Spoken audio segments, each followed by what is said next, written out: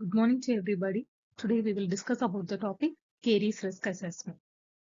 So what is dental caries?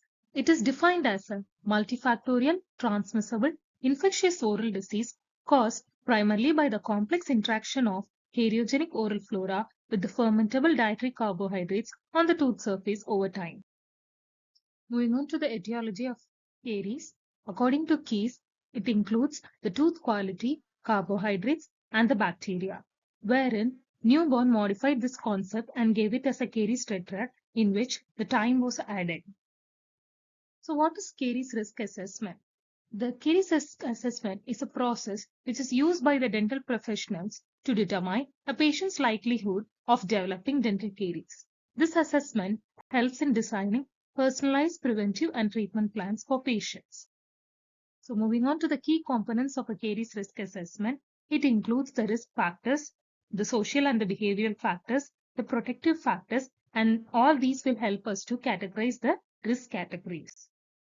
So moving on to the risk factors, it is nothing but the factors that contribute to a higher likelihood of developing caries. So what are the various biological risk factors? They can be the frequent consumption of the sugary or the acidic foods and beverages, the inadequate fluoride exposure, or dry mouth, which is commonly called as the xerostomia, or the high levels of Streptococcus mutans or lactobacilli bacteria, or the poor oral hygiene practices of the patient, or the presence or the usage of the dental appliance in the oral cavity.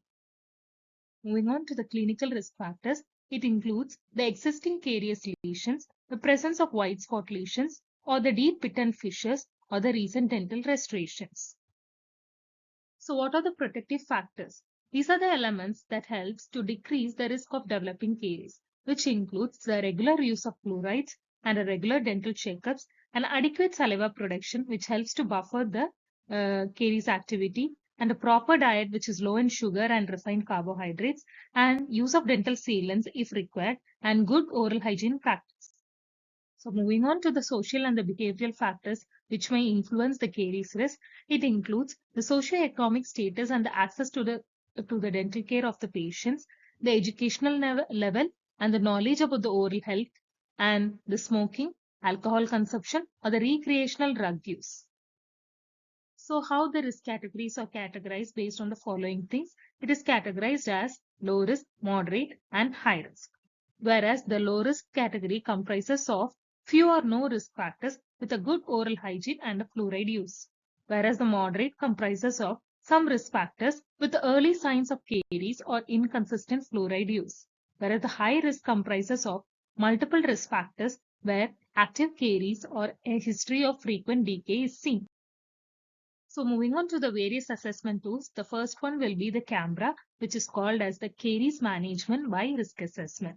The purpose of this tool is to identify the caries risk levels. So the focus area of this assessment will be the biological factors, which might include the diet, salivary flow, or the bacterial load, or the disease indicators, which includes the caries lesion, white spot restorations, or the protective factors, that is the usage of fluoride sealants, etc. And the format will be in the form of a questionnaire along with the clinical examination.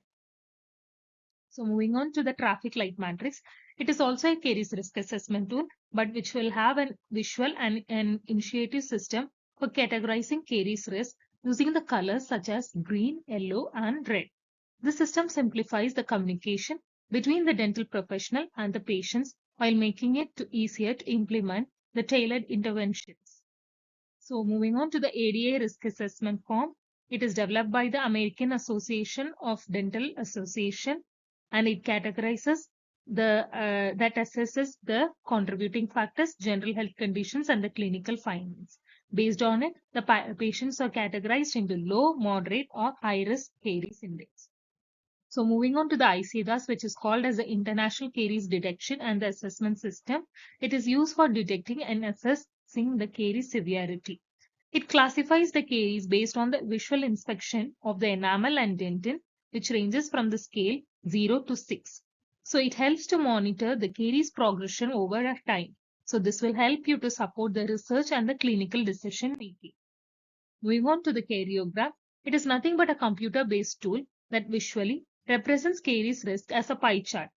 In the pie chart, the green section depicts the chance to avoid caries, whereas the dark blue section depicts the diet and its impact of patient's diet on the caries risk, whereas the red will depict the bacteria's role in the caries development, and the light blue section denotes the susceptibility, which might include the salivary flow, buffering capacity, or the usage of fluoride, etc. Whereas the yellow section will be the circumstances, that is the general health and the behavioral factors that affect the caries risk. Moving on to the salivary testing tools, this can be used to measure the saliva flow rate, pH, and the buffering capacity.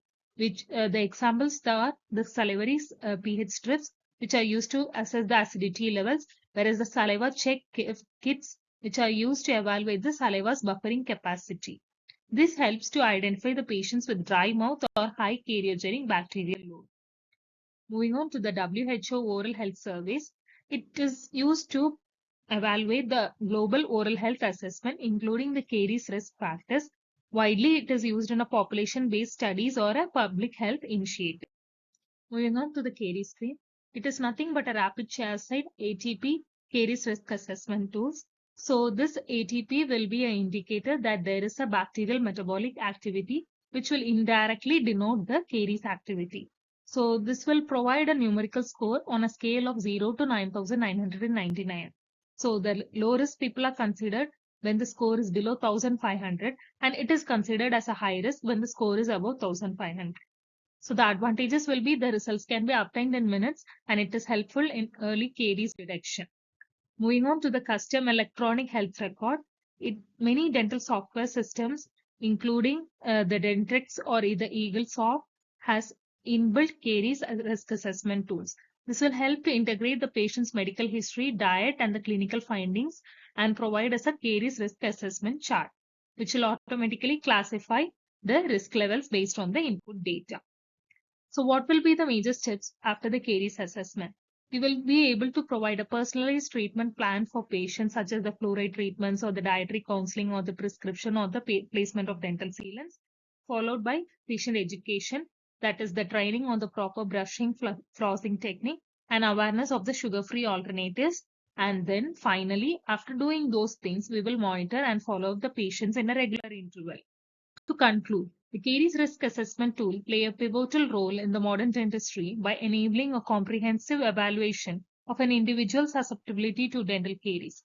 Thus, they aid the practitioner to shift from a reactive model of care to a proactive and a preventive approach, improving the long-term oral health outcomes and patient satisfaction. Thank you.